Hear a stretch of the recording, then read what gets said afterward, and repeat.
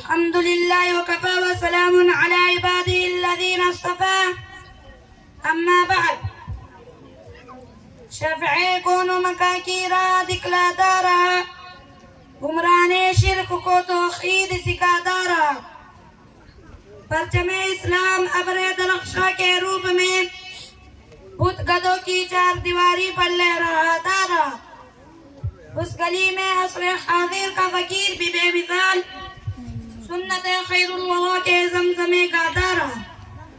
ملت اسلامیہ کے درخشندہ ستاروں آج میں آپ کے سامنے اسلام کے ایک عظیم سپوت اور مسلمانوں کے ایک عظیم محسن کا ذکر خیر کرنا چاہتا ہوں جس کے فیوز سے ایک عالم نے استفادہ کیا اور کر رہا ہے جس کی بے پاک زبان اور بے خوف قلم نے ہزاروں گمراہوں کو راہ ہدایت سے روشناس کرایا جس کی بے مثال قیادت میں ملت اسلامیہ انڈیا یعنی اپنے دین اور ایمان کی حفاظت کے لیے تن من دھن کی بازی لگا دی اور بے مثال قربانیاں پیش کی میری مراد حجت الاسلام حضرت مولانا محمد قاسم نانوتوی رحمت اللہ علیہ ملت اسلامیہ کے دھڑکتے دلوں یہ وہی مجاہد جلیل ہے جنہوں نے باطل کو مٹانے اور اسلام کا پرچم لہرانے کے لیے تن من دھن کی بازی لگا دی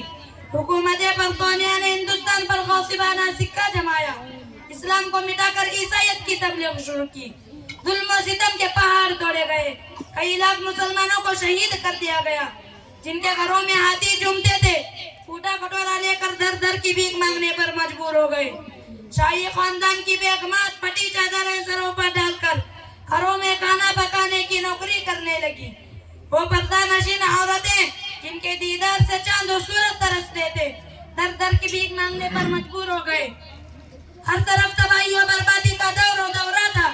خون پانی کی طرح بہ رہا تھا گلی کوچوں میں نعشیں اس طرح پڑی تھی کہ درندے اور پرندے دن دہاڑے نوچتے غسوڑتے تھے مسلمانوں کو خنزیروں کے گالوں میں بند کیا جاتا تھا ہندوؤں کے منہ میں گائے کا گوشت ٹھونسا جاتا تھا الغرض پوری داستان خون سے لبریز ہے بالآخر عیسائیت کو مٹانے کے لیے دہلی میں ایک میٹنگ بلائی جاتی ہے بصارت و بصیرت کے پیکر قاسم نانوتوی رحمت اللہ علیہ دور اندیش مشورے دیتا ہے جس کے نتیجے میں ہندوستان میں عیسائیت کی ٹکر کے لیے فضا قائم ہو جاتی ہے دوستو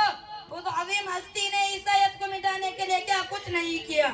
شام علی کا میدان ہے حق و باطل کی جنگ جاری ہے آپ میدان جنگ کے ایک کونے میں جا کر بیٹھ جاتے ہیں حکومت برطانیہ کا ایک پٹو موقع پا کر آپ کے پاس آتا ہے اور کہتا ہے قاسم تو نے بہت سر ابھارا میری چمکتی ہوئی تلوار اب تمہاری خبر لے گی بے سختہ مرد مجاہد کی زبان سے الفاظ نکلتے ہیں کہ یار کیا بک رہا ہے اپنے پیچھے کی تو خبر لے عقل سے گورا انگریز جو ہی سر گھماتا ہے قاسم نانوتوی کی تلوار بجلی کی طرح چمکتی ہے اور اس کو زمین پر تڑپا دیتی ہے اسی جنگ میں موصوف کی کنپٹی پر گولی لگتی ہے حالت دیگر گوں ہو جاتی ہے کپڑے خون سے شرابور ہیں مگر عزم و استقلال کا پہاڑ اڑتا ہے اور دیکھتا ہے کہیں گولیاں کے نشان نظر نہیں آتا حکومت برطانیہ نے ایک ناپاک سازش کی کہ ہندو قوم کو مسلمانوں کے مقابلے کھڑا کیا اس ملک ہندوستان میں مسلمانوں کو سیاسی اہمیت حاصل تھی انگریز نے ہندو قوم کو بڑھایا مسلمانوں کو گھٹایا جب معاشی و سیاسی میدان میں ہندو قوم آگے بڑھی تو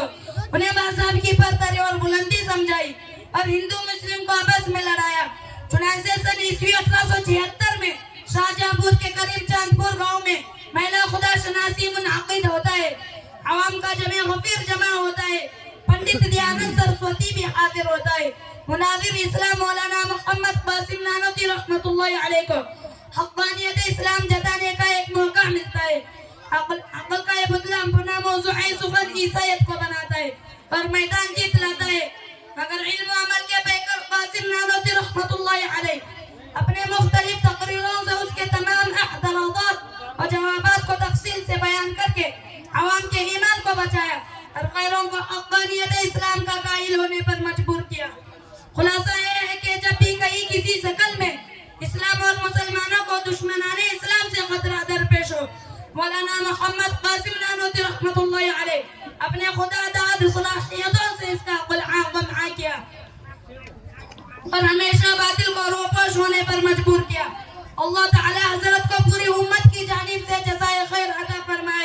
آمين. وما علينا إلا البلاغ.